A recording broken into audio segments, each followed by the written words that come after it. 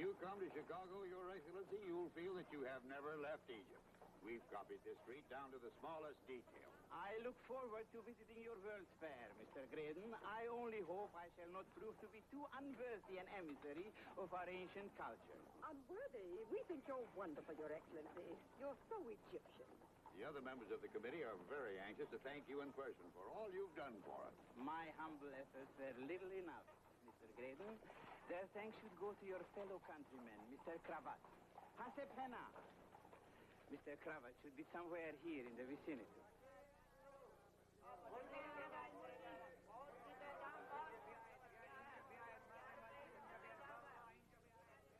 Your Excellency has great faith in Mr. Cravat. He's an amazing man, like myself, a Yale graduate, with the American genius for getting things done. I was delighted when my brother-in-law, the Khedive, put him in charge of the Nile Reclamation Project. Nile Reclamation Project? Before long, sun-parched Egypt will become a horn of plenty, pouring out grain, flax, tobacco. Tobacco, you say? Mr. Graydon, I beg you to forget what I so foolishly revealed, the jealously guarded secret of state. I was carried away by the dream of my life, but my brother-in-law, the Khedive, would never forgive my careless tongue. He would hang me by my ears. Mrs. Graydon and I have already forgotten it, Your Excellency. Why, no, I haven't, Cyrus. Cynthia. I shall never forget the greatness of your heart, Mr. Graydon. And now I shall inquire in here whether they've seen our young friend, if you'll excuse me. Quiet, quiet. You, be on board ship before dawn. May Allah bless you.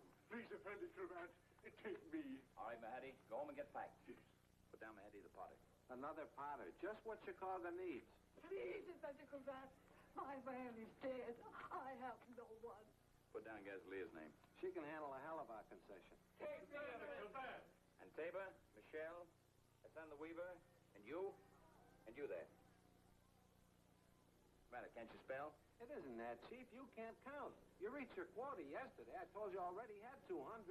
Now you got... All right, all right. Oh, that's all I can take.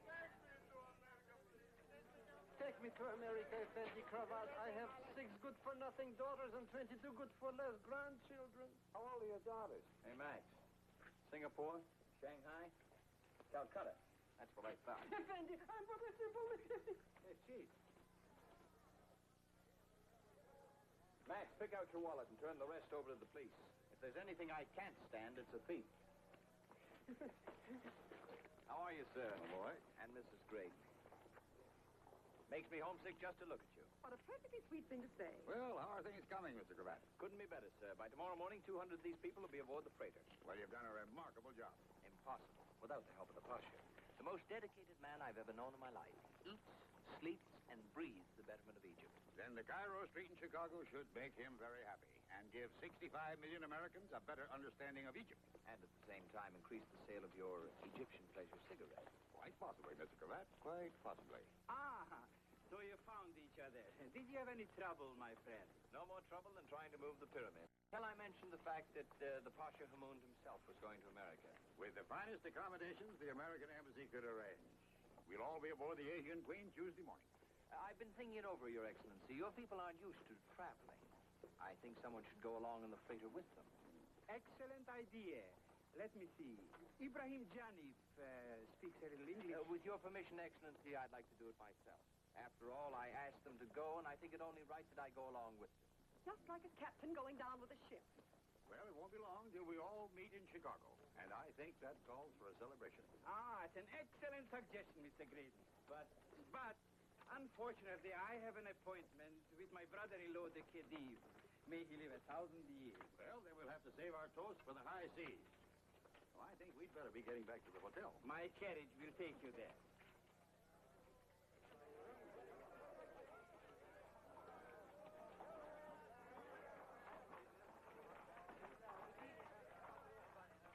Well, as we used to say at Yale. Yale? I told them Harvard. Both of us should be more careful. And would you mind explaining your preference for a filthy freighter when you can go to America on a luxury liner like the Asian Queen? There's a certain deck officer aboard the Asian Queen that remembers me too well. I just interested a wealthy widow in the lost mines of the pharaohs. Oh, yes. I remember the story. A native stumbled across them quite by accident. And then the deck officer of the Asian Queen stumbled across me. I spent the rest of the trip in the hold. Well, my friends, our worries are over. I dangled a bait before our fish, Mr. Graydon. And he bit? He swallowed it whole. You should have seen his face when I mentioned the Nile Reclamation Project. Play this fish right, Your Excellency, and we'll make real money in Chicago. I think we can get him to part with $100,000 before he even leaves Egypt. Chicken fee. You wait till Chicago, and we'll wind up with $1 million apiece. $1 million of my own. I would no longer be dependent upon the bounty of my brother-in-law, the Khedive. May vulture plug the eyes from his head.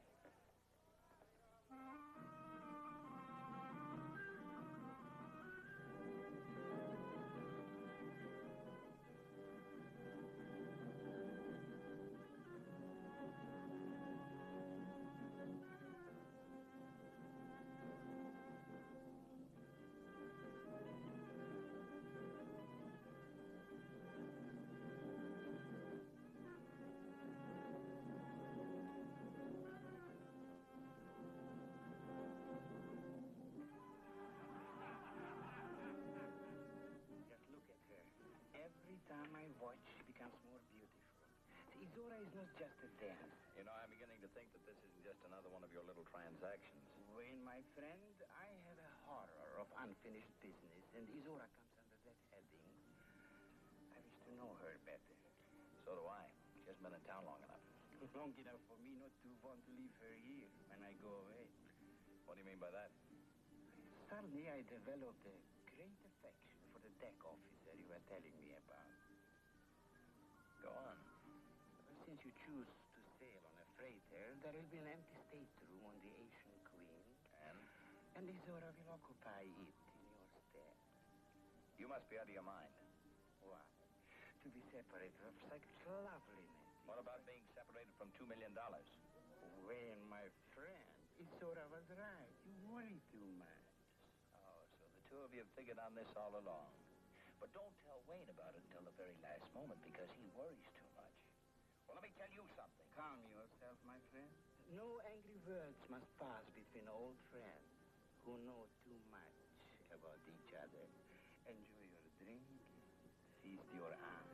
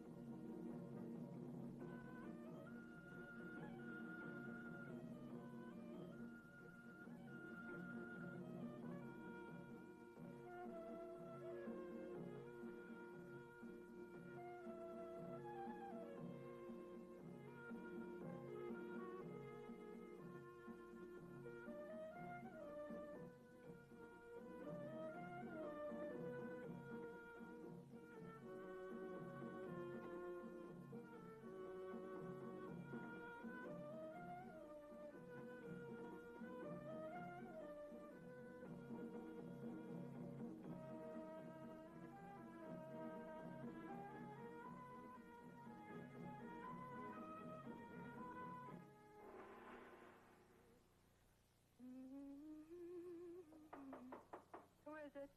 Wait for that. Oh, just a moment.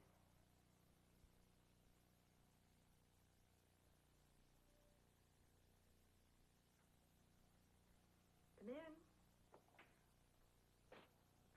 Hello, Zora.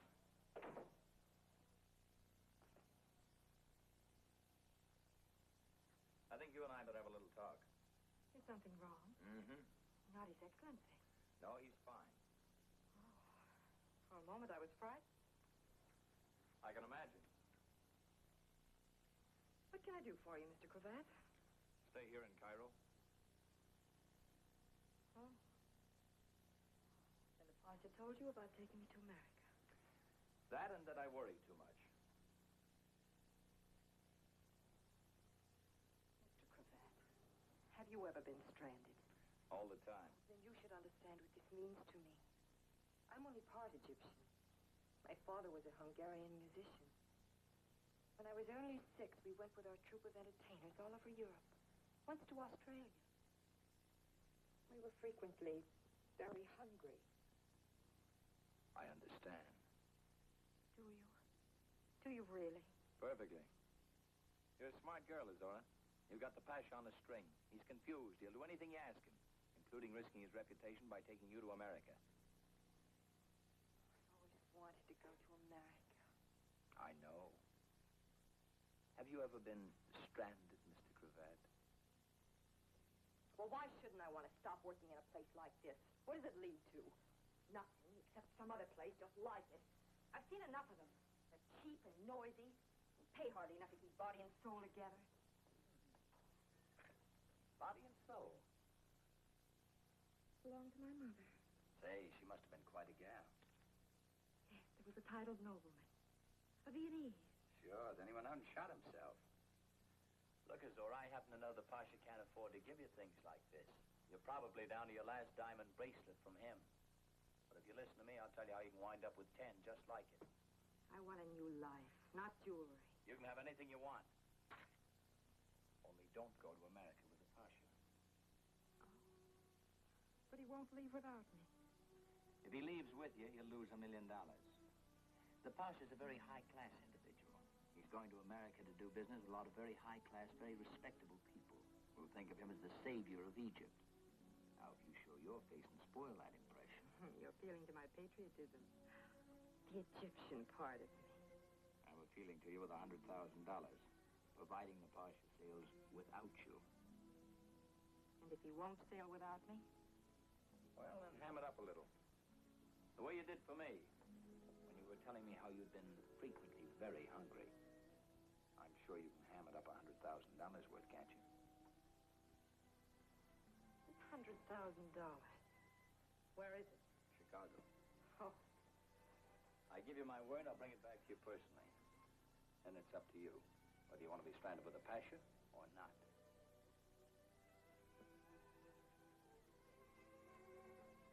I've never wanted to be stranded with a Pasha, Mr. Cravat. Why don't you call me Wayne? All right. Wayne.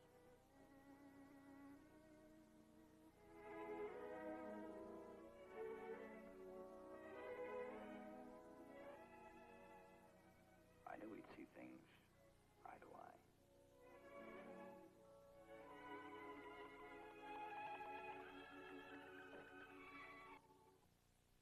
You comfortable, Mr. Cravat?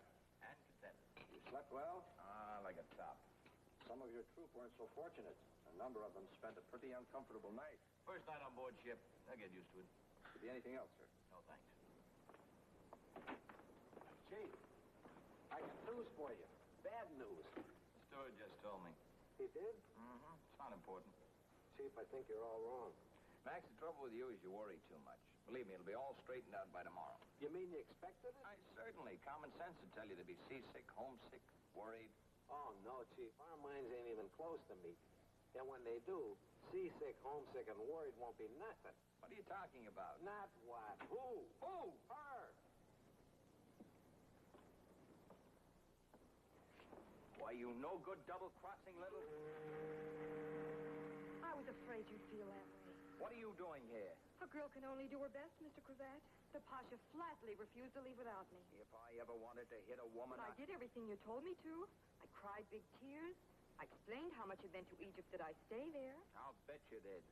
But he said it would mean much more to Egypt if I went to America. So where have you got him? Down the engine room in a mummy case? Of course not. He's on board the Asian Queen with your respectable high-class friends. At least I accomplished that much. For a plug nickel, I'd throw you overboard. Only you're probably part mermaid. I don't deserve to be treated like this. He wanted me to go with him on the Asian Queen. Instead, for 24 hours, I stayed in a horrid little cabin, afraid to show my face, no air, no food. What am I, cattle? Why, my father came from a fine old English family. The other night he was Hungarian. While my mother was married more than once. She thinks as fast as you do, Chief. All right, Azora, you're here and I'm stuck with you. But when we get to Chicago, you stay in the background, and I mean the background. I'll break that pretty little neck of yours. What are you going to do about the others? Other what? Other necks. What other necks? Those.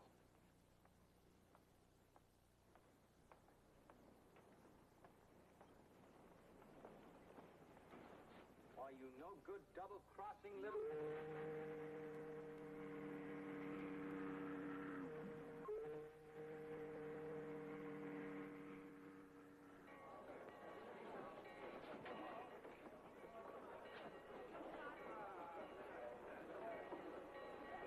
Delighted to see you, Mr. Cravat. How was the trip? Very uneventful, sir.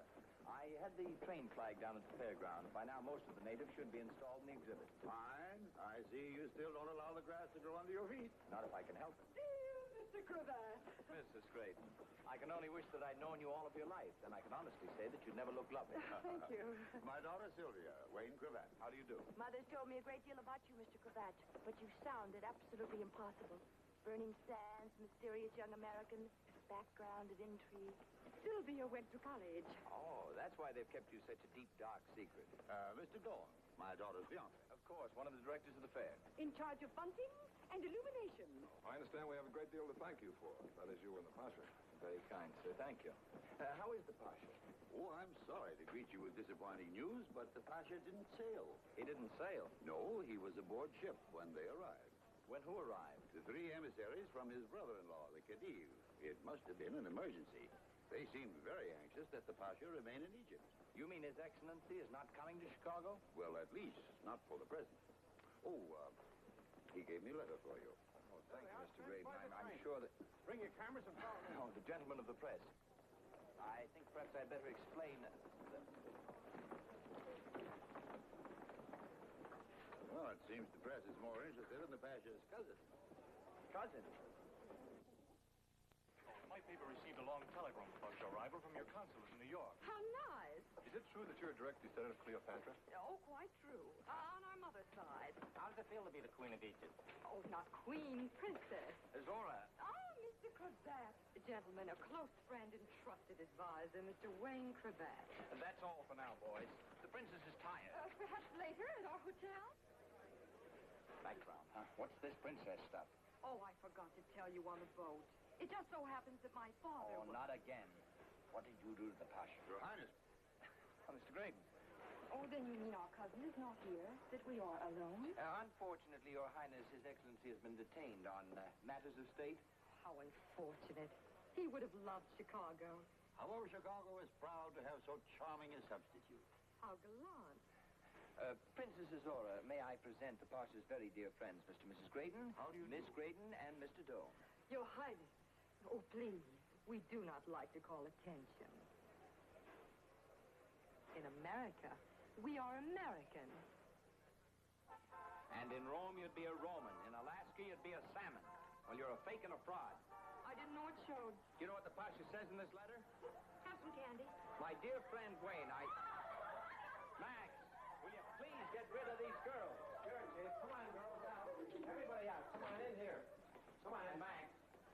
Stay close to them. I sure will, Chief. Thanks. My dear friend Wayne. Then what does he say? I am in a great state of shock. It will be necessary for you to carry on without me, as some miserable dog has maligned me to the Khedive. Probably the same miserable dog that wired the Chicago papers from New York and signed herself the Consul General. Clever, no? No. Who's going to pay for all this? You? With what? Oh, you'll think of something. All I can think of right now is murder. Why, when everything's going so beautifully? When the Graydons believe I'm a princess, and much more impressive than a pasha. So they're impressed. I'm not. But you should be. With me, you're much closer to that big money than you'd ever be with a pasha. And I'm closer to you. That's a step forward for both of us. So that's why you took care of the Pasha, huh? Naturally. We're two of a kind, Wayne. We think the same and we feel the same. When I first saw you, I said to myself, we're exactly alike. We could be twins. Fortunately, I'm a woman. You know, that never occurred to me. All right, Azora. You've declared yourself in on a business deal. You've made yourself my partner. Only I never mix business with pleasure. Never? Never. Because it never works out. You're a smart girl. You ought to know that. Then let's put it this way. From now on, I place myself entirely in your hands, partner. Come in. I'm Smith from the Globe. Sorry to intrude, but my editor wants more pictures of the Queen. She doesn't happen to be a queen, and she doesn't want to be disturbed. please, Mr. Cravat. We are in America, and we like being democratic. But, Your Highness, we haven't finished our talk. There are certain pressing matters. Oh, we deeply regret, Mr. Cravat. But we mustn't mix business with pleasure, must we? This way, gentlemen. But, Your Highness, you can't. Of course we can.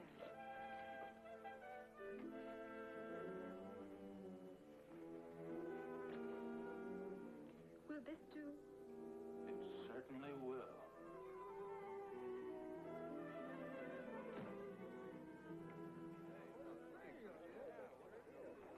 Hey!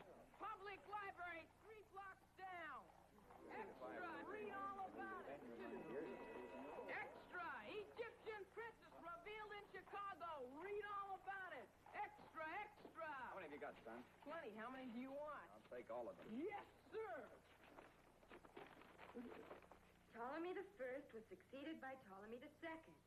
Ptolemy the Second was succeeded by Ptolemy the Third. Ptolemy the Third was succeeded by Ptolemy the Fourth. The fifth. What happened to the fourth? It doesn't say. Maybe they lost them in the bulrushes. Well, Your Elegant Highness, I hope you're satisfied. You're late. They're the talk of Chicago. What's the matter with him? Max, I want you to hire a dozen kids with bicycles. Tell them to buy up every copy of the Globe they can get their hands on. You'll have to send somebody else. Max is busy. Doing what? Her Highness just made me an honorary professor. I'm setting up on my ancestors. My dear Princess Azora, you're a little late. You're locking the barn after the horse has been stolen. I'm going to get your torso off the Chicago newsstands if it takes my last nickel. Then you're going to be taken mysteriously ill and sent back to Egypt. I thought we made a bargain. We did. You were supposed to stay in the background, not show it. Ptolemy the First was followed by Ptolemy the Second. And cut that out. Ptolemy the Second was followed by Ptolemy Max, the I Third. told you to hire a dozen kids. Ptolemy the Third was followed by Ptolemy the Listen, Fifth. Azora, when they get a look at these papers, knowing Ptolemy the First, Fifth, Sixth, and 12th personally isn't going to help us. Who needs help? Ptolemy the Third was followed by Ptolemy the Fifth. That's right.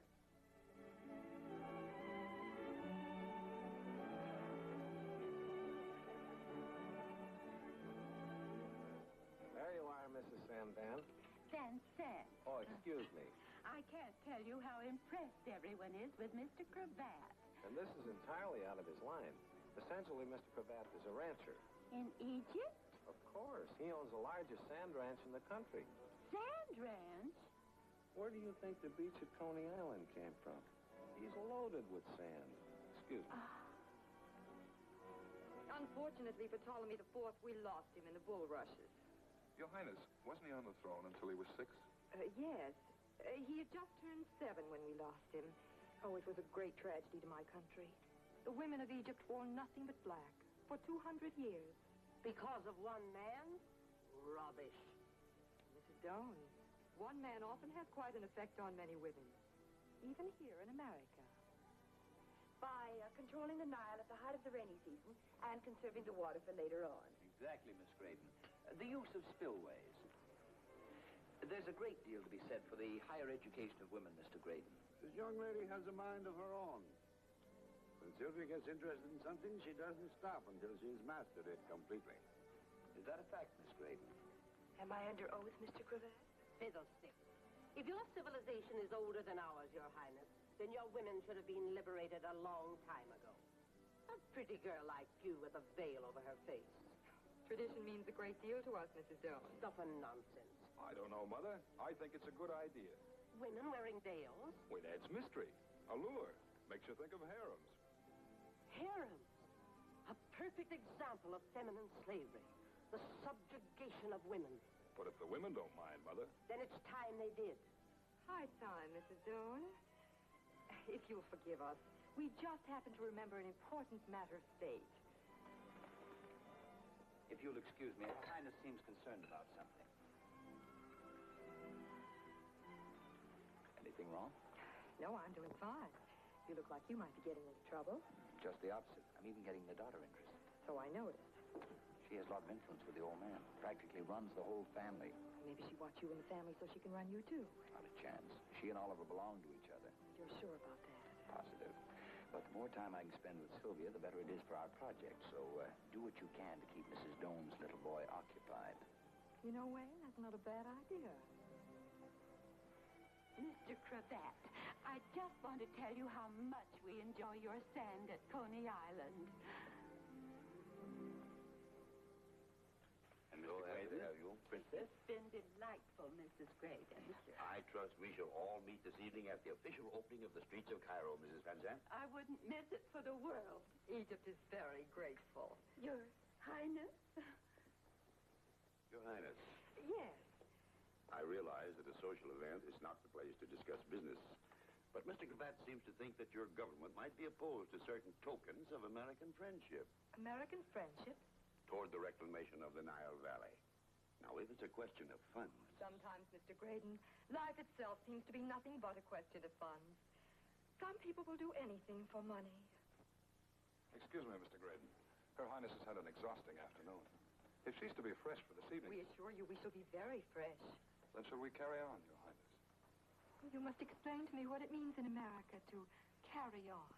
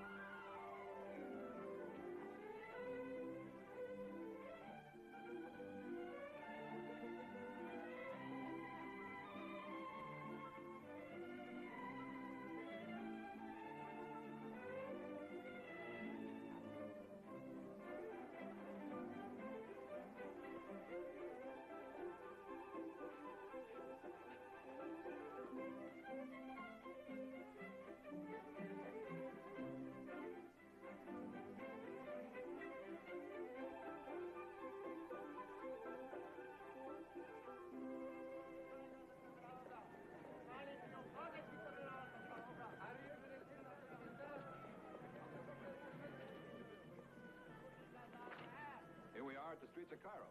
How do you like it? Why, it's amazing. It's so much like the original, I almost feel as if I were back in my own native land. Well, for business purposes, Princess, it's a little too much like your native land. There are more Egyptians here than tourists. The affair isn't doing as well as it should? Frankly, no. Possibly we place too much emphasis on education and not enough on amusement. You mean there are too many tomatoes? And not enough pretty girls.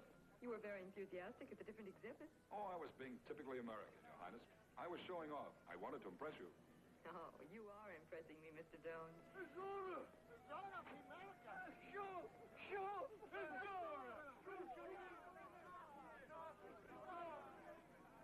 They recognize you. Yes, apparently. Why, sing you must mean a great deal to them. Well, they are my people, Mr. Doan. However, my position prevents me from knowing them as well as I've always wanted to. For one small silver coin, Mahmoud the Mystic will reveal the unrevealable. This ought to be interesting. No one should reveal the unrevealable. Terrible things might happen. It is written that only those with a fear of the past are afraid to gaze into the future. And terrible things can happen to them. We better not take any chances. We'll take a rain check on the future. But here you are. Mahmoud the Mystic sees all, knows all, and tells all. I must give him something, too. It's expected of me.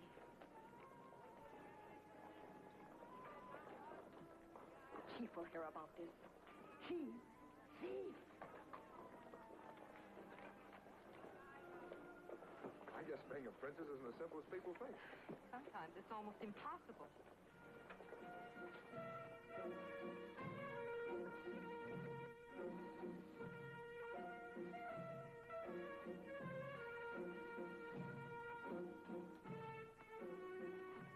Good evening. A table for two? Unfortunately, no. The Graydon party, please. Of course. This way, please. You go ahead, Mr. Doan. I'll join you in a moment.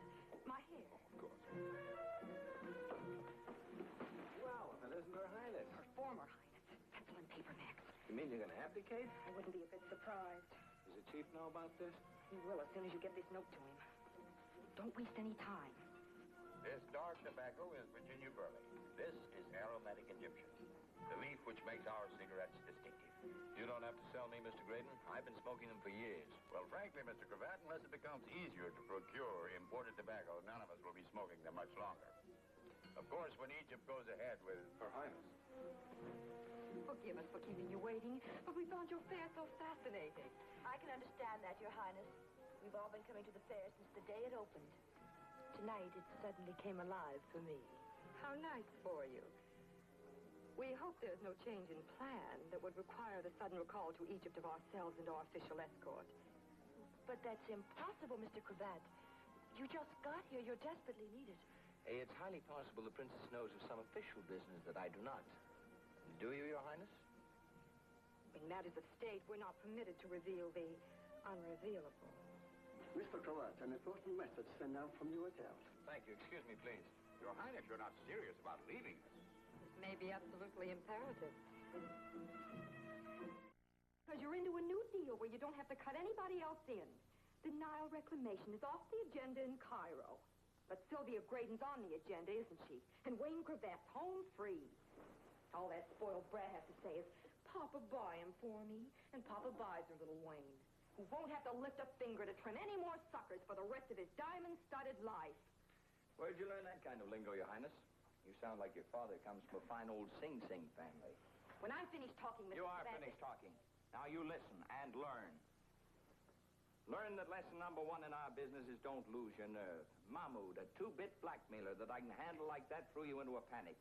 And you want to blow things sky high. Lesson number two, don't yell before you hit. Every time I hold back on that Nile deal, Graydon breaks out in a rash, a money rash. And when the time comes, I'll cure him, but I'll pick the time. Lesson number three, sucker talk is for suckers. You'll leave for Egypt when I do and not before. But our fine feathered friends don't have to know that. If anything goes wrong, your exit's prepared. You're not involved. Lesson number four, use your head and your eyes.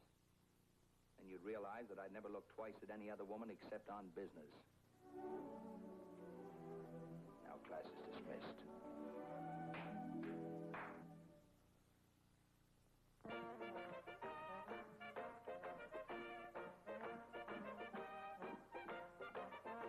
What's all this? What's it for? For you. Me? And me. We've been stuffed with sawdust long enough. It's time to relax. With no more starch collars, stuffed shirts, and nobody named Sylvia. You really feel that way? Lesson number four. Use your head and your eyes.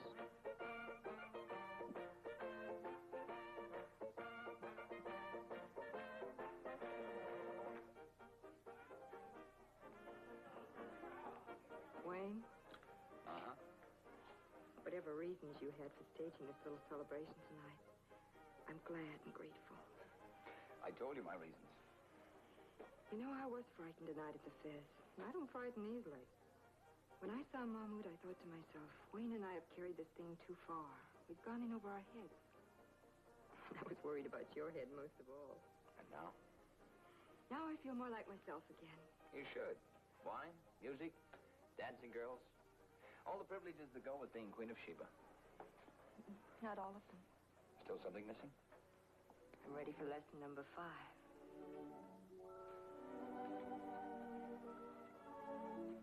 Thanks for double-crossing the Posh. I don't think I'd have stopped at poison. Just play along with me, Zora. It's only a matter of time till we close this deal. Both get out together. Better not take much longer. The rate we're going, it can't. Some more wine? Why not? We're celebrating, aren't we?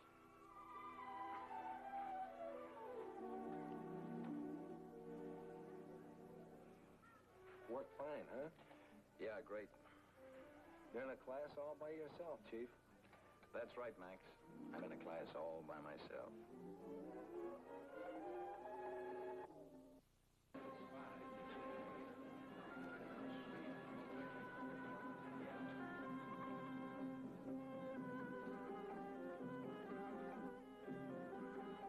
I guess we have been a little selfish at that, keeping the princess all to ourselves. Wait, this is only the beginning. After tonight, she'll have the whole town talking. Are you familiar with these ceremonial dances, Mr. Cravat? It depends on what dances Her Highness has in mind. Well, Wayne says they may be entirely different from anything we've ever seen. The princess told me that, too, but said that Mr. Cravat would be glad to explain anything that we didn't understand. Some explanation may be necessary after the dance. Will you please? Will I please what? Please put on some clothes. You can't go on like that. I can't? Not unless you want us all to wind up in the pokey. Oh, Max, if there's any real trouble, I'll see to it that you're in the clear. Who are you going to pass the buck to, the chief? All right, so you want to get even with him. Can't you think of a better way? Max, I don't want to get even with him.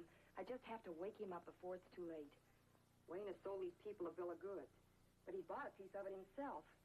Forgotten all about reclaiming the Nile.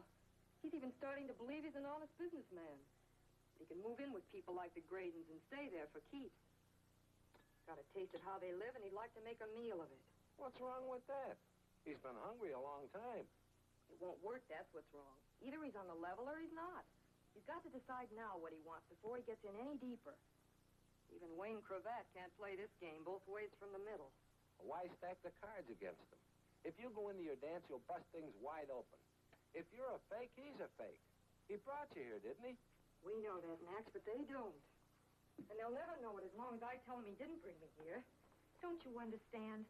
I'll tell them I played them all for suckers, including Wayne. I'll put him in the same boat with the others. So what'll they do? They'll all row home together. Even if it worked, he'd never sit still for it and let you take the rap all by yourself. That's up to him, Max. If he steps out and defends me, the whole thing's worthless. If he doesn't, well, I'll take all the blame, and he'll be clean as a whistle and all in the clear. I've been around a long time, and I've seen a lot of people do daffy things. But this is the daffiest of all, and the nicest. Why don't you let him know what's going on?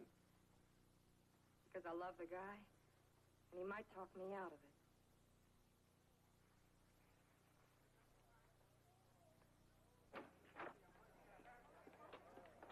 She in there? No, she isn't. I was just looking for him myself. I gotta find her and stop her. Any idea why she's doing it? She's either scared or jealous. What difference does it make? She's gonna pull the roof down over our heads. Women don't figure the way we do, Chief. Women just don't figure. We ought to keep them locked up, barefoot, with a half a dozen babies. She's awfully worried. Really upset about what'll happen to you. So I heard. Well, suppose we find out what happens when the roof caves in.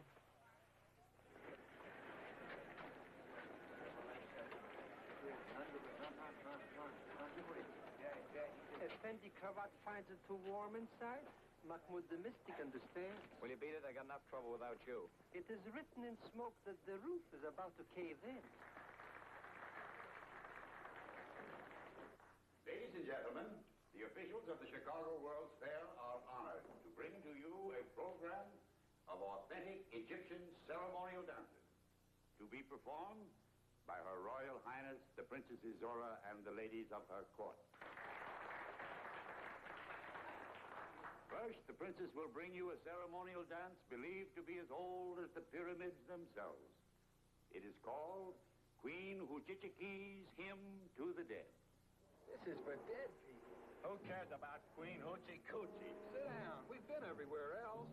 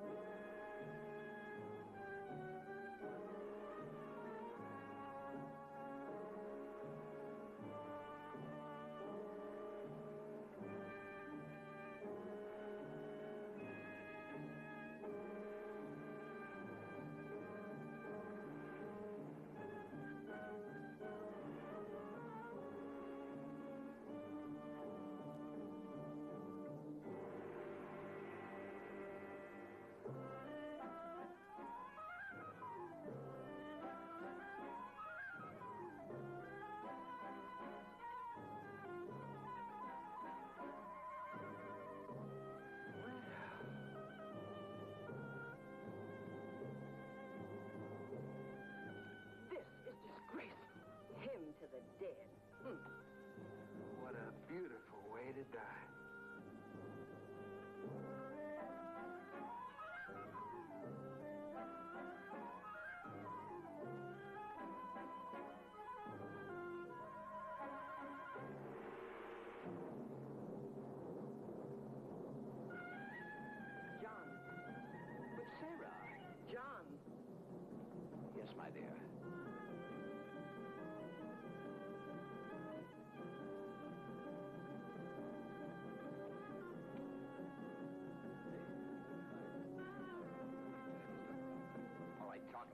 What's behind all this? It's a long story, Chief, but it seemed to make sense at the time. Oh, so you were in on it, too. Well, get yourself out and don't count on me to help you.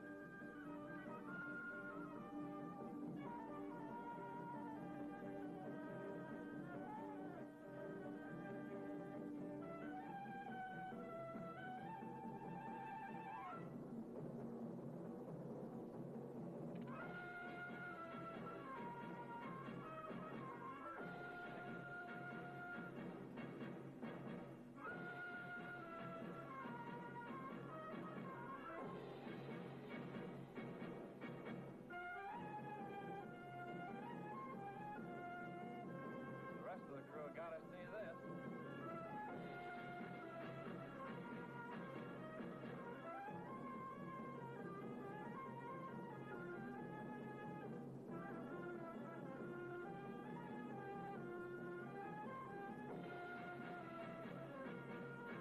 Cyrus, is this what you call a ceremonial? Well, part of it. It's positively sordid. I think it's kind of educational.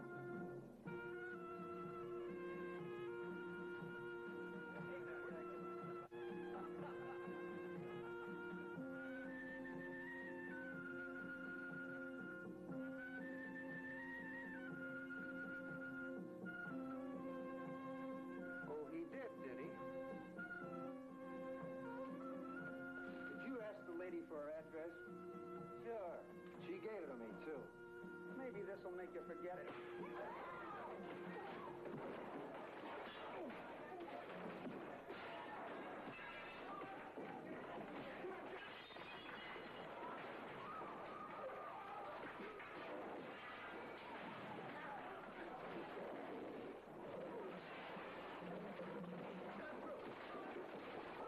Somebody ought to notify the police. I'll attend to that. Only if you're the fool I think you are, Cyrus Creedon.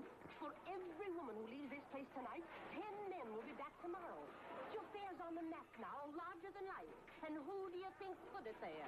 A woman. Are you all right, Your Highness? You're not hurt? Don't worry about me. Just go home and don't get mixed up in it. Are you satisfied now? Happy about the trouble you've caused? I suppose we cut out that kind of talk, all right? Suppose we mind our own business, don't? I'm making this my business. Well, you're asking for it. Police department, please. I want to report a riot.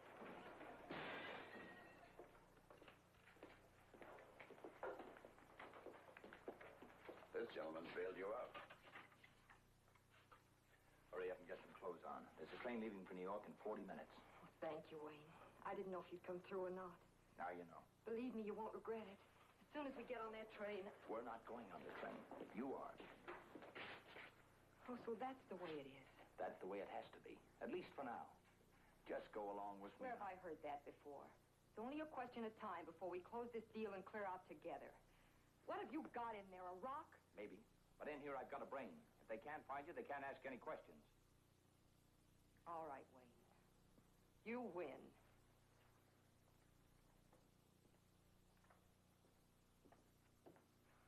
Thanks for bringing my luggage.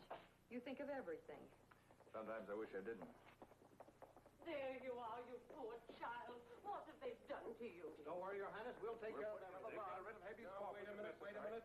What's going on around here? We're here to put up a bond for the defendant. That gentleman over there has already bailed her out. No wonder I like you, young man. This poor child is... What's this for? I'm going away, Mrs. Jones. But that's unthinkable. The Women's Uplift League, the Progressive Women's League, the Equal Rights Club are all behind you. These are my 3 attorneys, O'Reilly, Schuster, and Spinelli. They'll take your case to the highest court of the land. There isn't any case, Mrs. Jones. I was put in jail for indecent performance and inciting a riot. Now I'm going away. Nonsense. You will continue to dance. You will continue to strike and strike and strike. Believe me, Your Highness... Just a minute, Mrs. Jones. You haven't any right to call me Your Highness. I am not now and never have been an Egyptian princess. But I always heard... I'm an imposter and a fraud. I not only tricked all the people in Chicago who were kind to me, but even Mr. Cravat, who brought me to America in good faith. Your Highness, do you realize what you're admitting? I do. Are you aware of the serious penalty involved in committing fraud? I am, but the fact remains that I was born in... This is absurd. Her Highness is obviously sacrificing herself, trying to protect those near and dear to her, the royal family of Egypt. And why? Because this princess of the blood, this true and noble aristocrat, is willing to continue her fight for the liberation of womankind. Single-handed, alone, anonymously. There she is. Highness, we just heard about the riot. Will you give us a statement?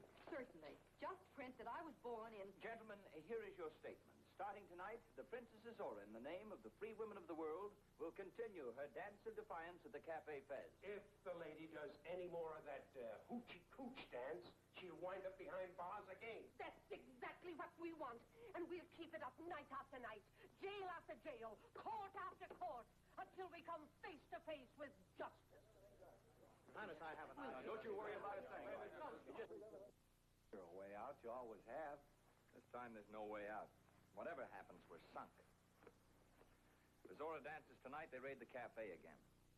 If she doesn't, and she won't, even Mrs. Doan will turn thumbs down. Now, this is it, Max. The end of the line.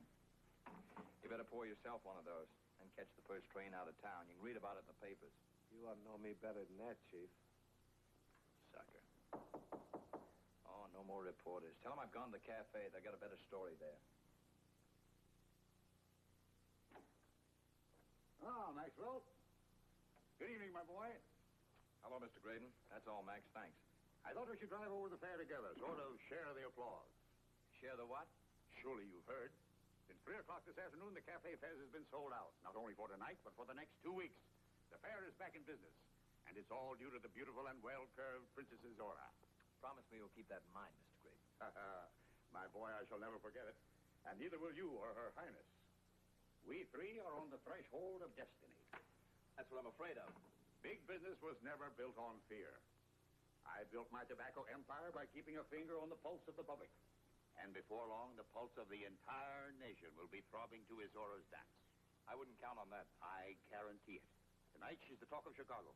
By tomorrow, her name will be on the lips of every man in America. And so will my cigarettes. Whatever you've got in mind, forget it. It won't work. It will work like a charm. If we put a picture of Princess Azora in her dancing costume in every package of my Egyptian pleasures, even the men who don't smoke will be buying them. Good idea. But little lady isn't dancing tonight or any other night. She has to. And that's where you come in, my boy. She trusts you. Explain to her that neither her government nor her family will be concerned. We're interested in her, not her title.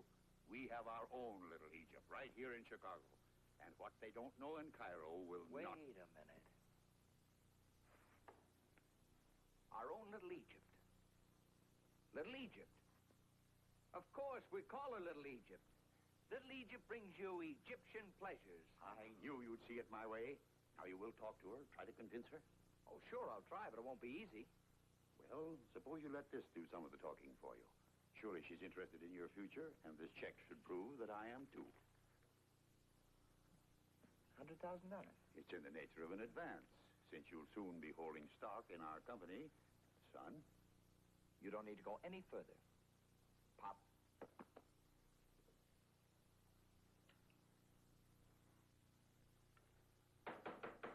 Who is it?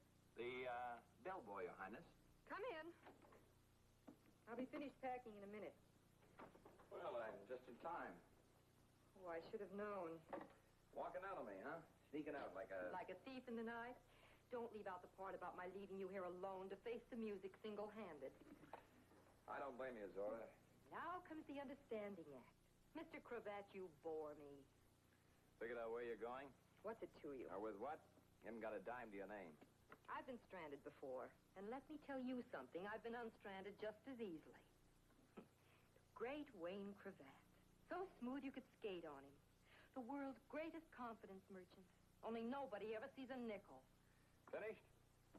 That's exactly the word, Chief. Finished. You can start unpacking. You're not going anywhere except the Cafe Fez. Name me one good reason why not. I can name you 100,000 good reasons. Write it yourself? Nope. Cyrus Graydon writes much prettier than I do. A wedding present. The day I marry Sylvia Graydon, I'll endorse this over to you. Until then, you hang on to it for both of us.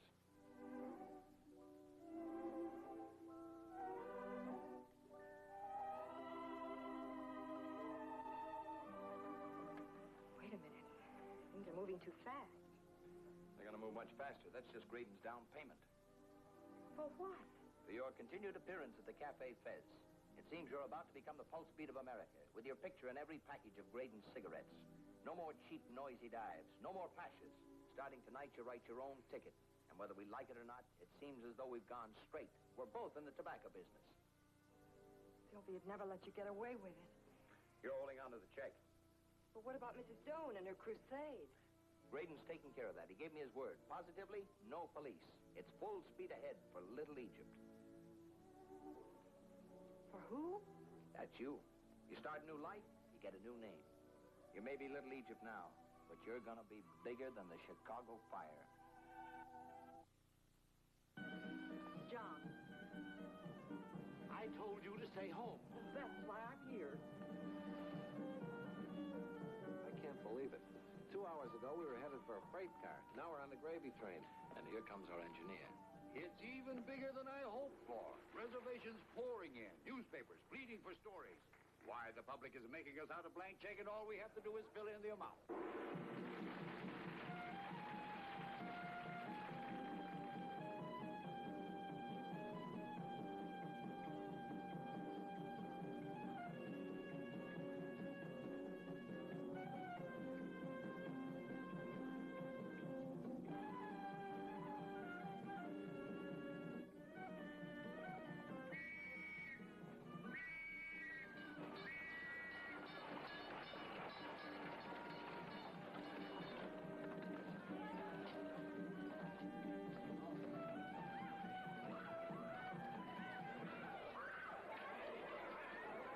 The meaning of this? Better ask this lady. It was her idea.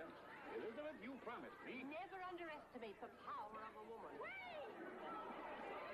You know what you're doing. I sure do, Your Highness, and I hate every minute of it. Get your hands off me. Don't bruise yourself, Princess. We're coming back tomorrow night as customers. Take it easy, boy. I'm sorry, honey. Really sorry. You promised me no police. Well, that's what Graydon promised me. That's what you get for believing an honest man. Let go. A special desire to protect the moral life of the community made this prosecution a necessity. Objection, Your Honor. A persecution and not a prosecution is being conducted, and the defense cannot sit idly by while the sacred rights of our mothers, our wives, and our sweethearts are being grossly invaded. We strenuously protest, Your Honor. It has been the sole purpose of the prosecution since the first day of this trial to prove that the defendant is guilty of presenting a scandalous and demoralizing performance. But my esteemed colleagues persist in acting as if everyone except the defendant were on trial. And so we are. The precedent established in this case may well determine the future of generations of women yet unborn. It might expedite this trial, however, if we confine our discussions to men and women currently in existence. The prosecution may proceed. May I request the court's indulgence for a moment? The DA and the judge must be brothers. Don't worry, honey. We got a couple of relatives here, too. Do they have to get so chummy in public at a time like this? I don't care what you say, Cyrus. Our lives were nice and peaceful before these people arrived here. Well, quite frankly, I didn't expect things to get so out of hand. This is only the beginning. The prosecution feels that the time has come to meet the defense on its own battleground. Since the rights of women are at question, we should like to delve into the background of this woman whose rights have been so flagrantly invaded. Here it comes. Keep smiling. I'd be ready to go along with any move I make. The defendant is a woman of high character, of noble background, and sterling reputation. Information now at hand would make it appear that the state, and possibly even the defense itself, has been duped. How low down can people be? Maybe we're about to find out. On behalf of all concerned, we ask permission to introduce a character witness now in this courtroom. For what purpose? To show that the defendant may be unworthy of representing the high-sounding cause she espouses, and to prove conclusively thereby that this is a trial for indecent performance and nothing else. Who is this witness? A native Egyptian known professionally as Mahmoud the Mystic. The clerk will call the witness. Mahmoud the Mystic will take the stand. If it please, Your Honor. I object. You object? Yes, Your Honor. I object to the introduction of this witness. Order in the court. And you, sir, are out of order. Bailiff. I believe not, Your Honor. The law of this state clearly sets forth that a defendant may be represented by anyone she chooses to acknowledge. And that individual so chosen shall be recognized and known as a friend at court. That law, young man, exists only as a protection for those without proper legal aid. Exactly, Your Honor. As Her Highness feels that she is without proper legal aid, she hereby discharges the Messrs. Schuster, Spinelli, and O'Reilly, and designates me to act as her friend at court. Stop him before he goes any further. He doesn't know what he's saying. Your Honor. I understand counsel's feelings, but I must ask the defendant if this gentleman has expressed her wishes correctly. Your Highness?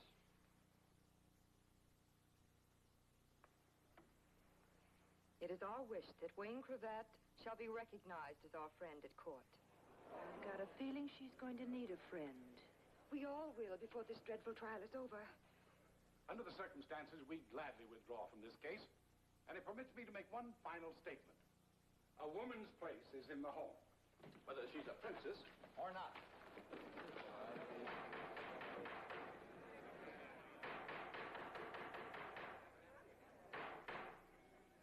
Prosecution has called one Mahmoud the Mystic to the stand. Your Honor, much time has been wasted on extraneous issues.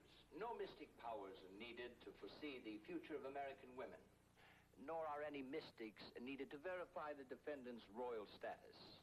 Let us then dispense with all sideshows and return to the true cause of action. By what means does the prosecution intend to prove that Her Highness's dance is or was objectionable? If it please Your Honor, there has recently been perfected an apparatus for the taking of pictures in motion and then projecting them upon a screen. The court, having seen this device exhibited at the fair, will take judicial notice of its existence. During a performance by the defendant, the exact movements of her so-called ceremonial dance were transferred by means of this invention to a strip of celluloid film. With the court's permission, this film is offered in evidence. Wayne, you're my attorney now. Aren't you going to object? Sit back and relax, honey. The prosecution just joined the defense.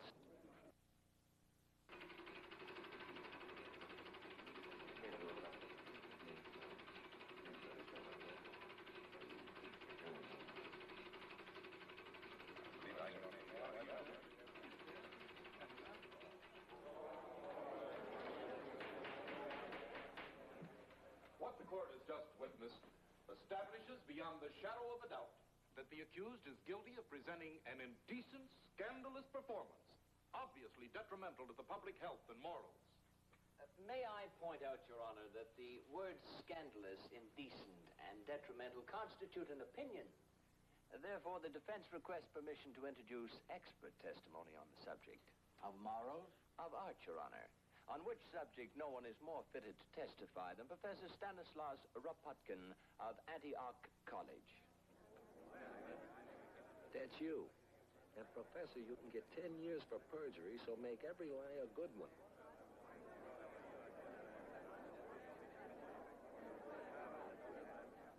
And your expert opinion is, Professor?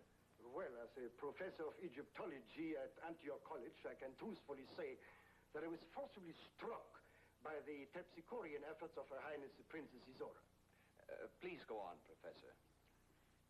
Comparing the choreography of the princess with certain hieroglyphics to be found among the ruins of Luxor and Thebes, I can state with absolute certainty that the princess is an authentic exponent of the dances of ancient Egypt. Thank you, Professor. Your witness. Professor Rapotkin, my associate informs me that you are, in his opinion, an outstanding man in your field. Thank you very much.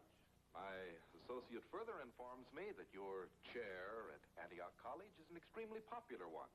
Oh, you're too kind. Not at all. I believe in giving credit where credit is due. Thank you. It is only fitting that we recognize you for what you really are. An imposter, a fraud, and a member of the faculty of Antioch Barber College at 219 State Street, Chicago, Illinois.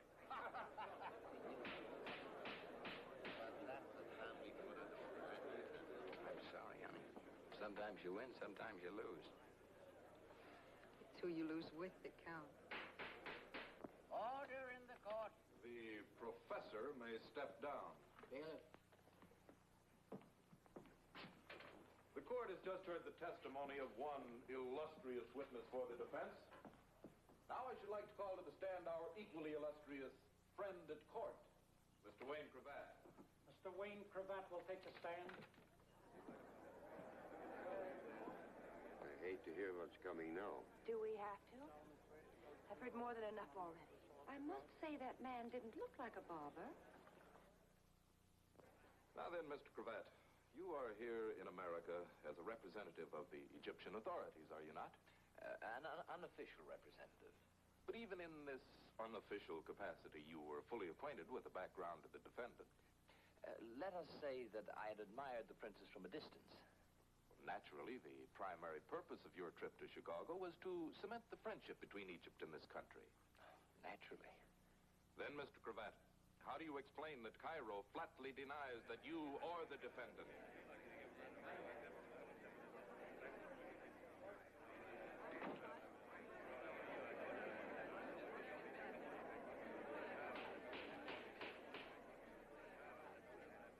Your Honor, it will not be necessary to question Mr. Cravat any further. I demand to be questioned. Aspersions have been cast, insinuations made. Step down, Mr. Cravat.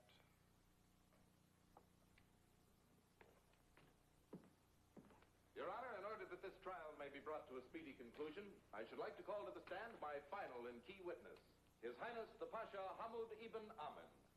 Call the witness. His Highness the Pasha Ahmad Ibn Aman will take the stand.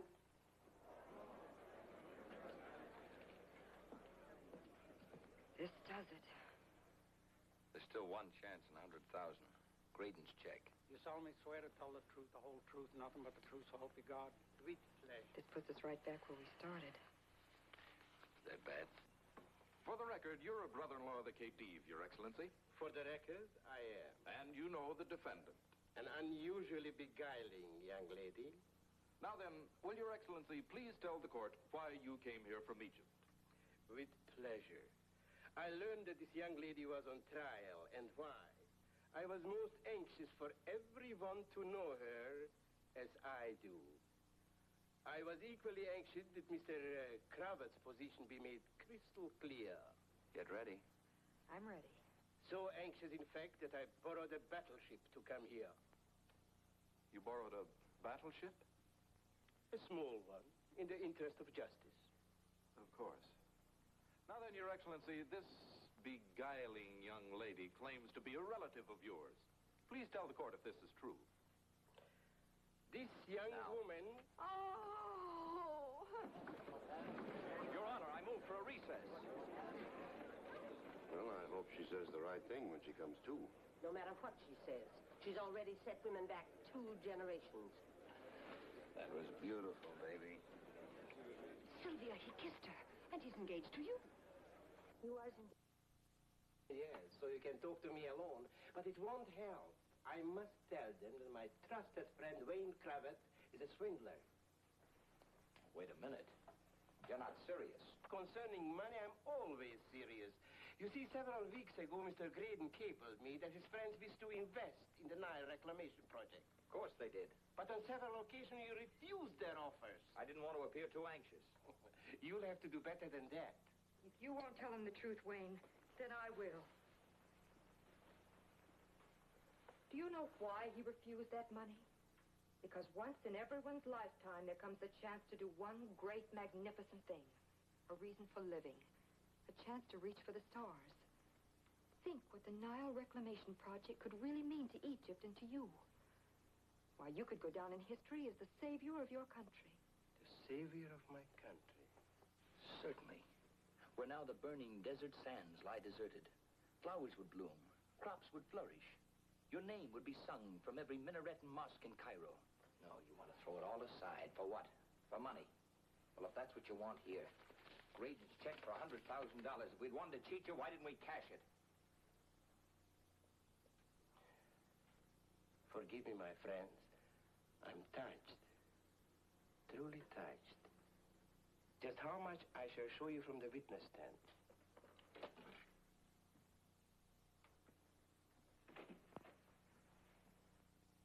Now then, Your Excellency, you were about to tell us. that the defendant made a sphinx smile upon her is our most cherished cousin. But, Your Excellency, we have conclusive proof that the Princess Isora is in reality Betty Randolph, an American citizen born in Jersey City. Egypt is on the friendliest of terms with Jersey City. Then you recognize the defendant's right to the title of princess? Naturally, since I myself gave her the title. By what authority? I am like a governor. Here in America, governors make honorary colonels. I make honorary princesses. And I suppose Mr. Cravat is an honorary prince? Unfortunately, no. He prefers to remain unshackled, contributing his services wherever they are most needed. We're well aware of some of Mr. Cravat's services. His contributions have until now escaped our attention. Perhaps this check for $100,000, his gift to the Egyptian government, will repair that oversight. Your Honor, I beg you to consider...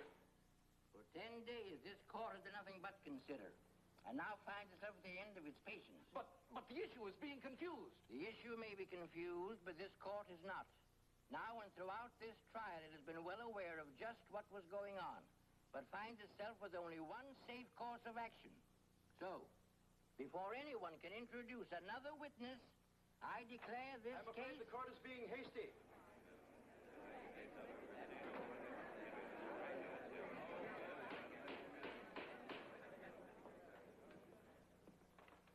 A thousand pardons, Your Honor. Your Honor, I am Lieutenant Mustafa L. Bey in the service of His Excellency the Khedive. I have a communique from the Royal Constabulary in Cairo instructing me to apprehend one, Ali Ben Ibrahim, alias the Giza of Rhodes, alias the Muezzin of Delta, and alias Pasha Hamoud, currently posing as the brother-in-law of His Excellency the Khedive. Now, dog of Rajpah, traitor of Bezdek, I will take that check.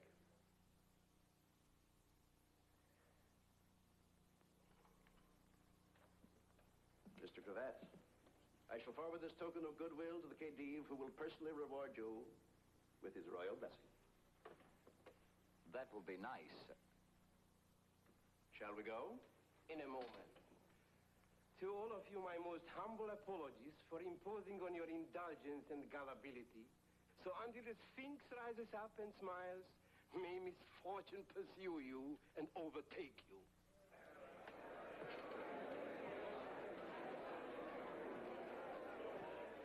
Wayne, isn't there some way we can help him? Honey, don't ever worry about the Pasha. By this time tomorrow, he'll have that check in his pocket, and the lieutenant will be an honorary prince.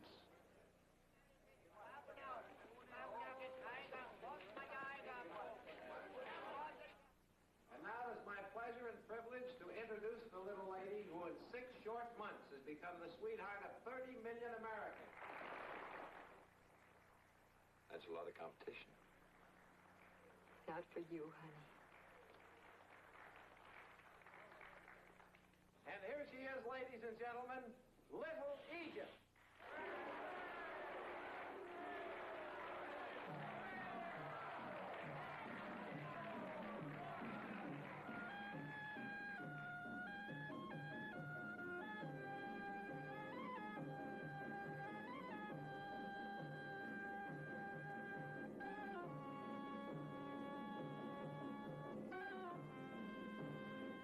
Chief, in my book, she's really a princess.